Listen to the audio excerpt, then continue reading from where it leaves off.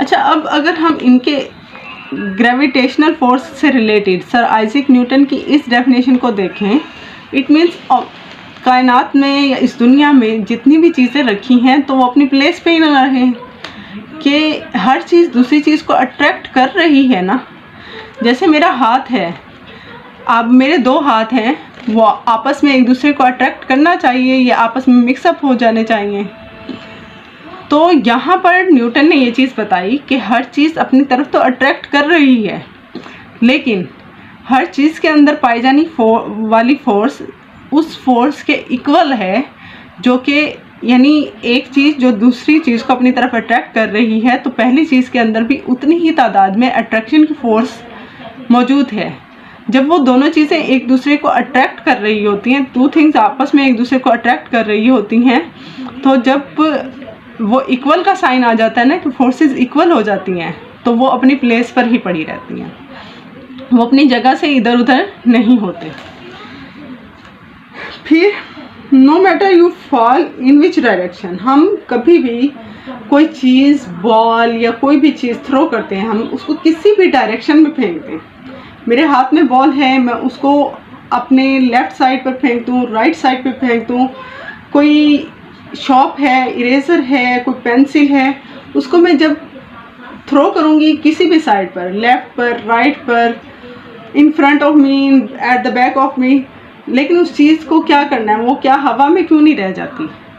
वो क्या होगा उस चीज़ के साथ? वो ज़रूर थोड़ी देर के बाद, थोड़ी देर हवा में रहने के बाद क्या होगा, वो नीचे की तरफ ज़रूर जाएगी।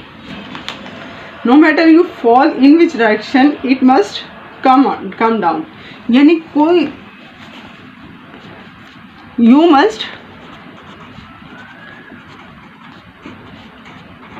कम डाउन, यानी कोई चीज़ भी हम किसी भी डायरेक्शन में फॉल करें, उसको थ्रो कर दें, तो वो क्या होगी, उससे ज़मीन की तरफ ज़रूर आना है।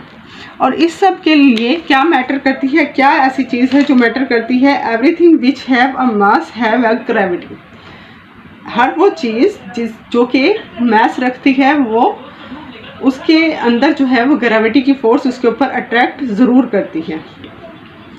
जितना ज़्यादा मास होगा उतनी ही ज़्यादा ग्रेविटेशनल फोर्स असरअंदाज होगी। More mass have a more gravity.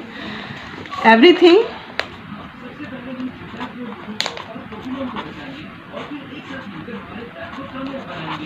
which have a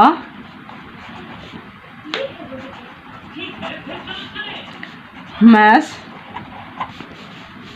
have a gravity। हर वो चीज़ जो मास रखती है, तो उसके ऊपर क्या असरअंदाज हो रही है, ग्रेविटी ज़रूर असरअंदाज होगी। मोर मास, जितना ज़्यादा मास की ज़्यादा होगा किसी भी चीज़ का, उतना ही ज़्यादा उसके अंदर ग्रेविटेशनल फोर्स जो है उसके ऊपर असरअंदाज होगी। Have more gravity. अगर कोई हैवियर चीज़ और एक हैवी बॉल और एक लाइटर बॉल हम ऊपर की तरफ किसी बहुत ऊंची बिल्डिंग से उसको थ्रो करेंगे नीचे की तरफ, तो क्या होगा, जो हैवी ऑब्जेक्ट है वो ज़्यादा जल्दी ज़मीन की तरफ आएगी as compare to the lighter one. इसकी रीज़न क्या होती है कि जिस चीज़ का वज़न ज़्यादा होगा, जिस चीज़ का मास ज़्यादा होगा, जिस चीज़ का वेट ज़्यादा होगा, वो खुद ब खुद ज़मीन की तरफ आएगी। यानी जिस चीज़ का मास ज़्यादा होगा उसको ग्रेविटी की फोर्स ज़्यादा अट्रैक्ट करेगी अपनी तरफ।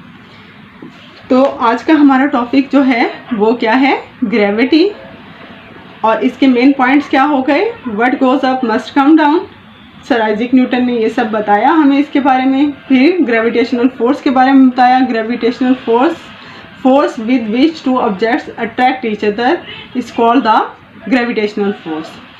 You must come down means कोई भी ऑब्जेक्ट, कोई भी चीज़, इवन कि मैं खुद भी कहीं से गिरूं तो क्या होगा, मैं हमेशा किसकी तरफ ही जाऊंगी, अर्थ की तरफ ही जाऊंगी। Everything which have a mass have gravity, हर चीज़ जो मास रखती है उसके अंदर ग्रेविटेशनल फोर्स जो है उसके ऊपर असरअंदाज होती है। जितनी ज़्यादा मास होगा उतनी ज़्यादा ग्रेविटेशनल फोर्स उतनी ही ज़्यादा स्ट्रेंथ के साथ उसके ऊपर अट्रैक्ट करेगी। I hope so you understand my topic. Allah हाफिज़।